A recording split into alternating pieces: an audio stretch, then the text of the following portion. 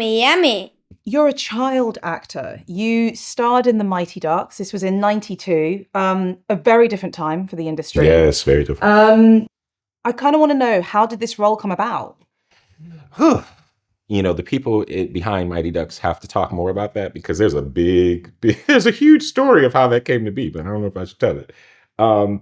I auditioned, got the role, and then some things were shifted around, and my character ended up being what it was. We spent 4 months in the freezing cold of Minneapolis, St. Paul, the Twin Cities in Minnesota.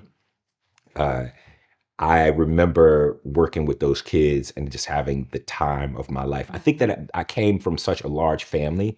At that time, there were only 5 of us, the kids, but we were in such a large family that it felt comfortable to be around all of those kids. And I hadn't had the opportunity at that point in my life to go to school outside the home. So it was really, you know, I was 8 years old when we did that. So we spent 4 months doing that.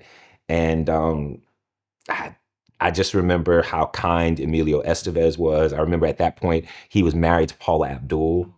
So Paula Abdul came on the set. And that was 1991, y'all. So Paula Abdul she was the one. Yes. It was like Janet and Madonna and Paula Abdul. Like, they were the dance pop star girls of that time. And I remember her coming on set. She had like these high heel Converse shoes on. And I was like, dang, Paula Abdul is everything. And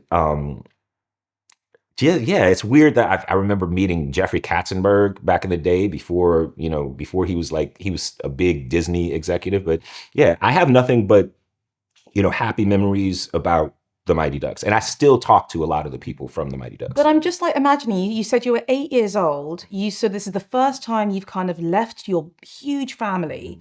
What's that life like as a child actor? So did either of your parents come with you? Yeah, oh God, yeah. My mom was with me the entire time. My mom wouldn't let us like breathe in front of other adults without her being there,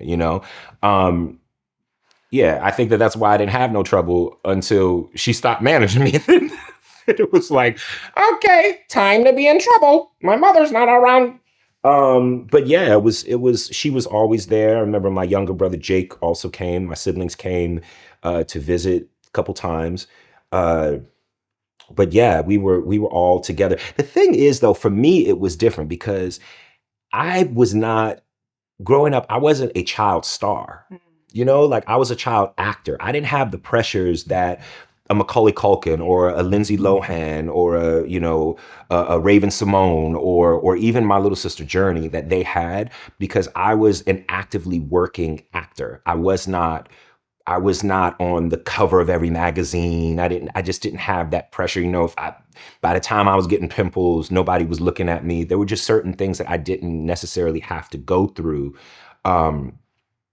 at that time. So my experience was different because, like you said, I was a working actor, but I was not was no Mary-Kate and Ashley Olsen over here. God, that was my childhood. Loved them. I'm really, really fast forwarding to 2014.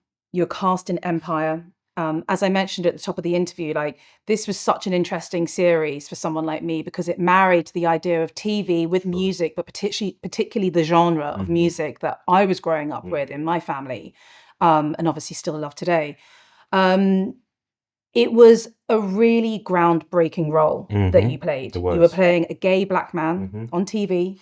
And I'd love to know how that was for you, because it was a powerful role. Yeah, no, thank you. I will forever hold a special place for Jamal Joseph Lyon. I don't think a lot of people knew that was his middle name, but Jamal Joseph Lyon. That we really, really, really broke a lot of new ground. We did. And to be a part of that was something that I'll forever be grateful that I had that opportunity to be a part of, that I had the opportunity to help build a character that that just resonated with so many people across the board, across race, age, sexuality, religion, whatever it may be. It crossed those lines. I remember sitting in a diner in Chicago, like season 2, and this like big white dude just walks up to me, and at first I'm like, you know what I'm saying? Like, what you want, bro? But he walked up to me. He was so kind. And he said, I just want to say thank you, because you never know. Like, somebody come up to you in the middle of a diner. You never know what's going to happen. You always, for me at least, like, I grew up, my father acted like he was in the mafia. He wasn't. He was a cable splicer.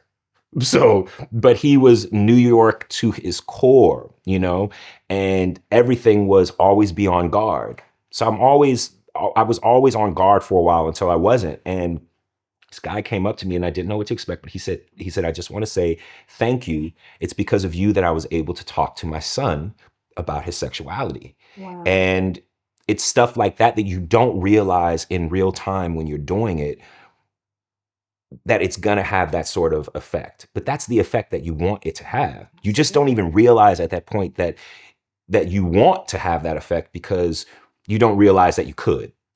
So I knew that we were creating a project that was going to be special and was going to be critically acclaimed because of the people that were behind it, But what I didn't know is the impact that it would have on so many people.